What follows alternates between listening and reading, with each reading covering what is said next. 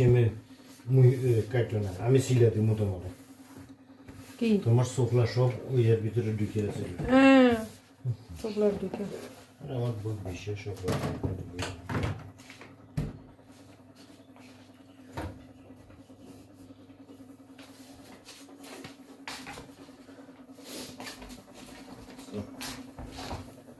Tomato sauce বানানো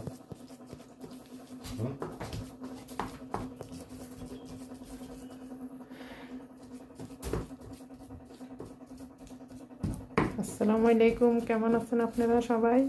আশা করি ভালো আছেন। আমি আজকে আলুর চপ বানাইতেছি।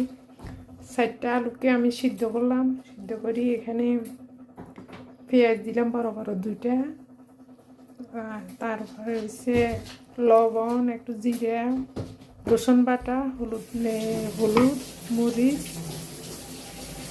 আদা, ধনিয়ার পাউডার দিয়ে একটু তেল দিয়ে সবগুলো ভাজি নিলাম। এখান দিয়ে এই যে বেসন দিয়ে আটা করছি, বেসনের মধ্যে হলুদ, মরিচ, পেঁয়াজ, রসুন, পেঁয়াজ দিলেই রসুন, আদা দেওয়া হয়েছে। এই যে মেশিন তেল গরম হইতেছে, এখানে আমরা করব।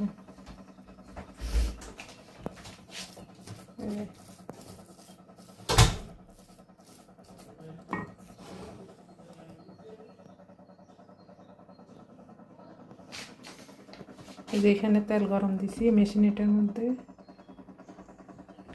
তেল গরম হইলে এখানে আলুর চপ বানাবো। তেল গরম হয়েছে নি দেখো তো, তেল